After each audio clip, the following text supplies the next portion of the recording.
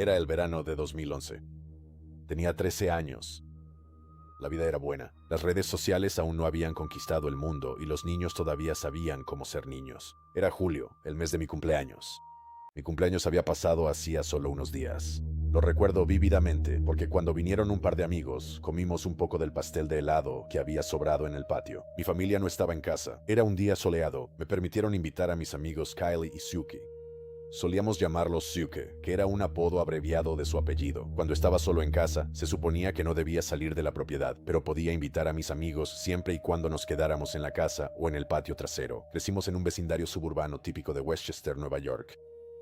Suk y Kyle ambos vinieron en bicicleta a mi casa. Hacía tan buen tiempo que, en vez de jugar videojuegos dentro de la casa o algo así, jugamos deportes en el patio trasero. La casa familiar en Westchester, en la que mis padres todavía viven hasta el día de hoy, tiene un patio trasero enorme. Era perfecto para juegos como béisbol y fútbol. A veces jugábamos a pelear y luchábamos en el patio trasero, y cuando éramos un número impar de personas, los demás hacían de árbitros. Ese día estábamos jugando a luchar. Estábamos imitando la WWE, asumiendo los roles de luchadores reales de esa época, y hacíamos esta cosa cursi en la que, dependiendo del luchador que estábamos fingiendo ser, usábamos sus movimientos y estilos de pelea específicos. El patio trasero tiene una forma bastante única. Tiene un toldo junto a la puerta con un montón de muebles de patio debajo. Luego, hay dos escalones que bajan al césped, que empieza angosto, pero se va ensanchando poco a poco hacia el fondo. Westchester es bastante conocido por tener casas así. Mientras jugábamos, miré hacia una de las ventanas de los dormitorios de arriba y, a pesar del reflejo del sol en el vidrio, vi a alguien parado en la ventana del dormitorio de mis padres, mirando hacia el patio. Recuerda, dije que se suponía que mi familia no debía estar en casa. Cuando grité, "¡Tiempo fuera!" y señalé la ventana, alguien se alejó. Mis amigos no lo vieron a tiempo. Les dije que había alguien arriba y corrí a la puerta de atrás, diciendo que iba a ver quién estaba en casa. Entré y llamé a mi hermana mayor, y luego a mi mamá y a mi papá. Desde abajo nadie respondió. Así que fui a la escalera que iba desde la sala de estar hasta la planta principal y volví a llamar. Ninguna respuesta. Sin embargo, escuché crujidos desde la parte de arriba, así que supe que alguien estaba en casa, pero también sabía que se suponía que no debía haber nadie, así que fui al teléfono fijo en la oficina de la sala y llamé a mi mamá, sin respuesta. Luego llamé a mi papá. Sin respuesta. Intenté con ambos teléfonos de nuevo y tampoco funcionó. Ni siquiera sabía el número de celular de mi hermana, lo cual sé que era raro, pero a esa edad nunca tuve realmente una razón para llamarla. Realmente no sabía por qué nadie contestaba. Quizás era porque mis padres habían llegado a casa y dejaron sus teléfonos en algún lugar, así que subí al piso principal de la casa, junto a la puerta. Miré por la ventana y, efectivamente, ninguno de los autos de mis padres estaba en la entrada. La única persona que podría estar en la casa era mi hermana, y me preguntaba qué hacía en el cuarto de mis padres. Grité el nombre de mi hermana hacia el piso de arriba de la casa. Escuché pasos una vez más, esta vez con mayor claridad. Venían de justo arriba, al otro lado de la pared. Creo que fue en ese momento cuando dije el nombre de mi hermana una vez más. Miré hacia arriba por las escaleras y vi algo en la parte superior. Había un pie descalzo asomando ligeramente desde detrás de la pared, apuntando hacia las escaleras. Parecía el pie de un hombre. Quienquiera que fuera, se estaba escondiendo arriba, justo a la vuelta de la esquina. No era nadie de mi familia. Bajé las escaleras de regreso a la sala sin que se notara que estaba corriendo.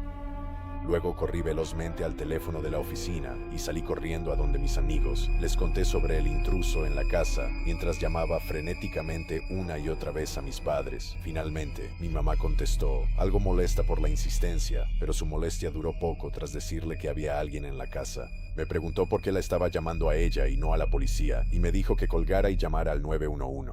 Mientras lo hacía, Suke dijo, «Oye, mira», y señaló una de las habitaciones de arriba. Esta vez era mi habitación. En la ventana había una persona, nuevamente sin rasgos distinguibles por el reflejo del sol. Apenas un segundo después de que miré, se alejaron de la ventana otra vez.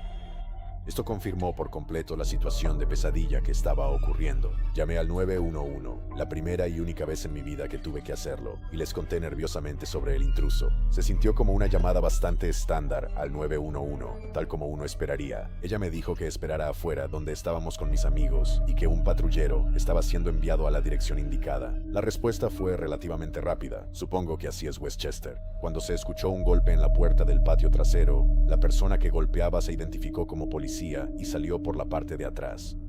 Le dije que entrara porque el intruso estaba en algún lugar del piso de arriba. Él entró rápidamente con su compañero y, minutos después, salieron de nuevo con un hombre esposado. No era un hombre de aspecto normal. Este hombre parecía desaliñado y drogado. Estaba medio desnudo. Se veía tambaleante. Lo más importante es que parecía inestable y peligroso. Le gritaba groserías a los policías arrastrando las palabras. Llamé a mi mamá de nuevo para contarle y luego la puse al teléfono con uno de los policías. Ella se encargó, supongo, de averiguar qué pasaba después. Entré a revisar qué se había robado y en su mayoría solo los cajones de cada habitación habían sido hurgados, pero aparentemente no faltaba nada. En cuanto a cómo ese hombre entró, creo que simplemente fue por una puerta sin seguro, nada fuera de lo común. Aún así, experimentar que un desconocido entre a tu casa es algo que piensas que solo escuchas en historias o en las noticias, pero no que realmente te pase en la vida real, y fue absolutamente horrible.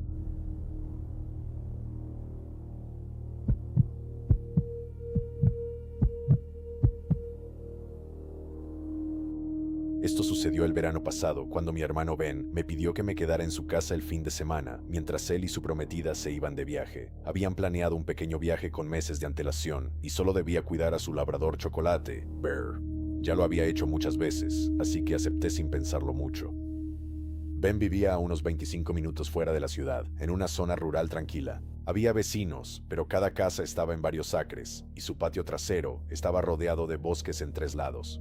No eran grandes, solo extensiones de árboles con senderos para pasear o ir en bici. A Bear le encantaban, así que Ben me pidió que los sacara un par de veces al día como él hacía. Llegué el viernes por la tarde tras irse ellos y me instalé. Ese día no pasó nada. Bear estaba tan amigable como siempre, y dimos un paseo por la tarde antes de que yo viera la televisión y me fuera a dormir. El sábado empezó de la misma manera. Saqué a Bear temprano, lo alimenté, hice el desayuno y fuimos a un sendero a media mañana. Hacía calor, pero no era insoportable, y había árboles que mantenían el sendero sombreado. Caminamos unos 20 minutos antes de que Bear se detuviera de repente. Sus orejas se irguieron por completo y miró fijamente hacia los árboles a nuestra izquierda. Al principio, simplemente me quedé allí esperando a que él se moviera. Pensé que había escuchado una ardilla o un ciervo. Había mucha vida silvestre por allí. Le di un pequeño tirón a la correa, pero apenas reaccionó. Simplemente siguió escuchando. Tras unos 30 segundos, volvió a caminar, pero cada pocos pasos se daba la vuelta para mirar hacia atrás. Recuerdo que me reí para mis adentros y dije que estaba actuando paranoico. Cuanto más caminábamos, más seguía mirando hacia atrás. En un momento, incluso se detuvo de nuevo y se giró hacia donde acabábamos de venir. Yo también miré atrás y no vi nada en absoluto. El sendero a nuestra espalda estaba vacío. No había personas ni bicicletas. Nada se movía entre los árboles. Lo empujé suavemente para seguir adelante hasta terminar el circuito y regresar a la casa. Al llegar, volvió a comportarse con total normalidad. El resto de la tarde transcurrió sin incidentes. Vi la televisión, jugué a lanzar una pelota de tenis con Bear en el patio y, más tarde, puse Game of Thrones en la sala de Ben. Bear descansaba en el sofá a mi lado, dormido. Ya estaba oscuro, probablemente alrededor de las 9:30, cuando alguien llamó a la puerta principal. Inmediatamente llamó mi atención, porque se sentía extraño escuchar a alguien llamar tan tarde en un lugar tan tranquilo. Silencié la televisión y me acerqué. No abrí la puerta, simplemente me quedé ahí y pregunté quién era. Un hombre respondió desde el otro lado, preguntándome si Tom estaba en casa. Escuchar mi propio nombre de pila me tomó por sorpresa. Pregunté, ¿Tom quién? El hombre dio un apellido completamente diferente que no era el mío. Le dije que se equivocaba de casa y que aquí no vivía nadie así. Hubo una pausa y respondió con calma que no creía haberse equivocado. Eso me incomodó. Le repetí que sí se había equivocado y que quería que se marchara. Me quedé ahí otros 20 o 30 segundos esperando otra respuesta, pero no llegó nada. Finalmente, me acerqué a la ventana junto a la sala y miré con cuidado a través de las persianas. No pude ver a nadie en el porche. Esperé otro minuto antes de revisar el patio delantero desde otra ventana, pero aún así no vi a nadie. Supuse que quien fuera finalmente se había ido. Cerré el cerrojo, aunque estaba bastante seguro de que ya estaba cerrado, y volví a ver la televisión.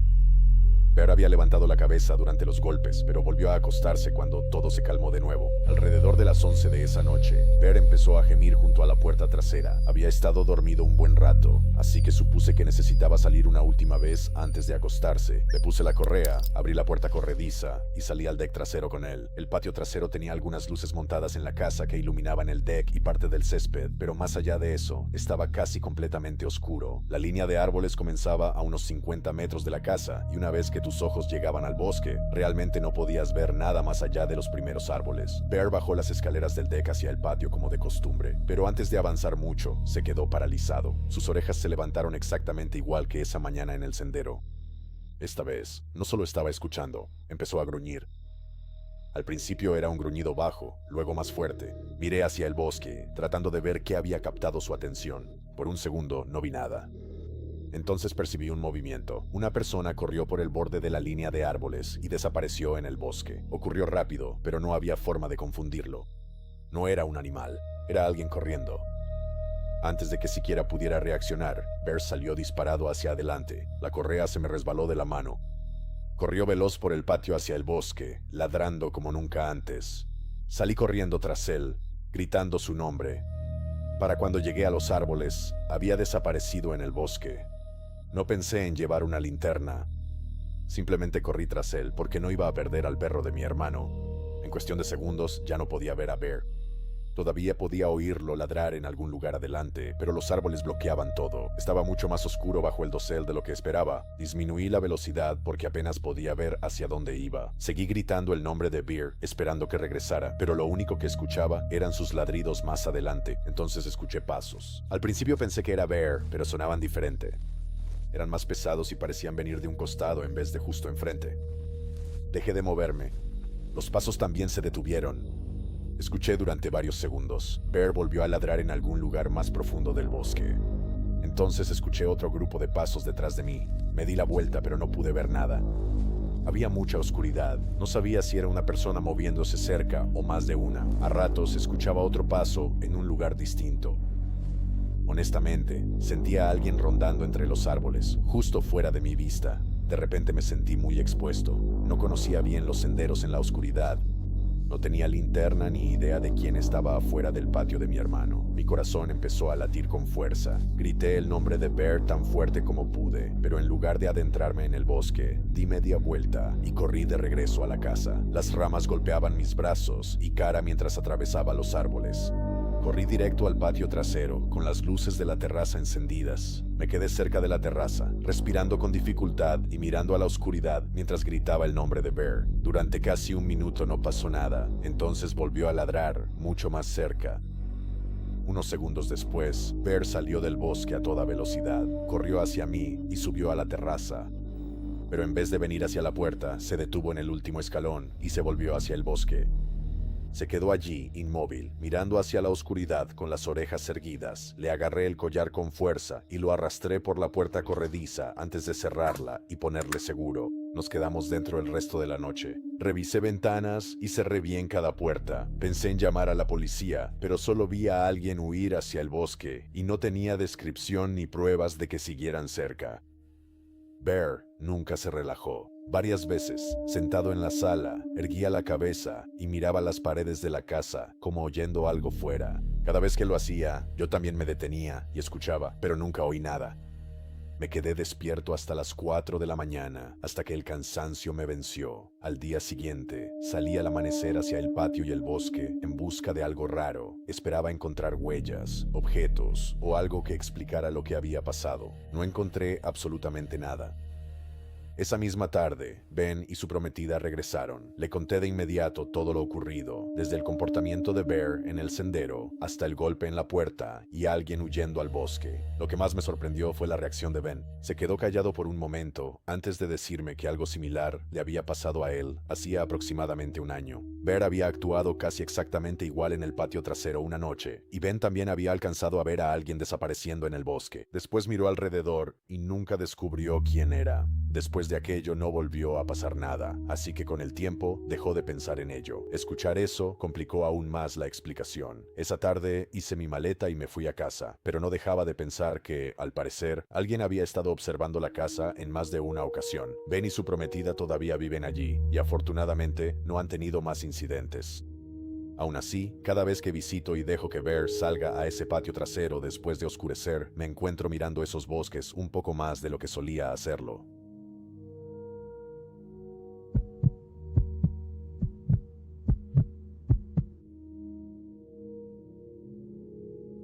Me llamo Dave y tengo 35 años.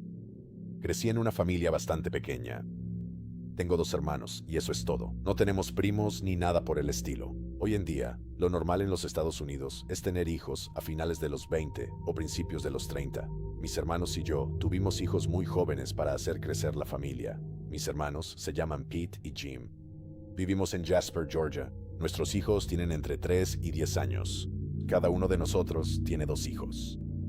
Esta historia ocurrió muy recientemente, de hecho, en mayo de 2026. Nos gusta hacer muchas barbacoas en mi casa. Para el Día de los Caídos, invité a Pete y Jim y a sus familias a una barbacoa, junto con nuestros padres. Mi esposa Nancy y yo preparamos todo temprano. Nuestro patio es el mejor para recibir invitados por la piscina, la gran zona de entretenimiento y el amplio espacio de césped para que los niños jueguen. El vecindario es tranquilo y espacioso. En vez de vecinos pegados, tenemos un bosque en la parte trasera. Siendo sincero, tenemos la típica casa de película de terror. Todos llegaron alrededor de la 1 de la tarde. Todo transcurrió como suele ser una típica reunión de Día de los Caídos en nuestro patio trasero. Bebimos cervezas durante el día, comimos barbacoa y nos metimos a la piscina. Los niños jugaron varios juegos en la piscina y en el campo, y así se nos pasaron las horas volando. Cayó la noche y finalmente comimos helado y postre, y durante ese tiempo escuchamos el grito más escalofriante que venía del bosque. Todos nos quedamos rígidos y en silencio, y solo después de unos 10 segundos, finalmente hablamos.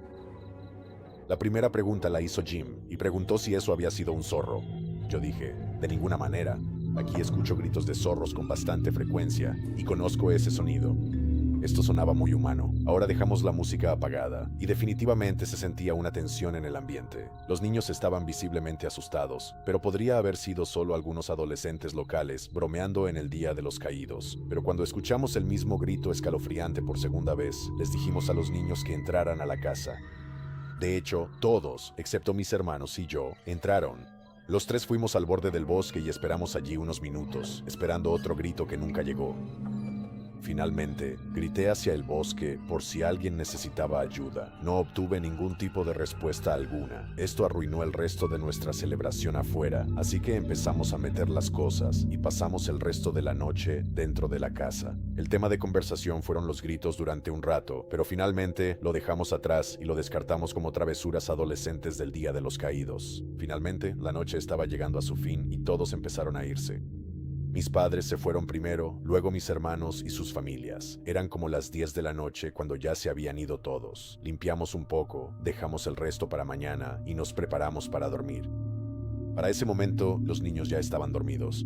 Nancy y yo estábamos agotados y nos metimos en la cama.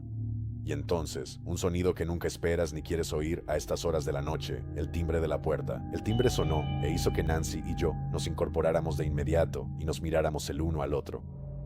¿Quién crees que sea?, me preguntó ella, a lo que respondí, quizá alguno de mis hermanos olvidó algo.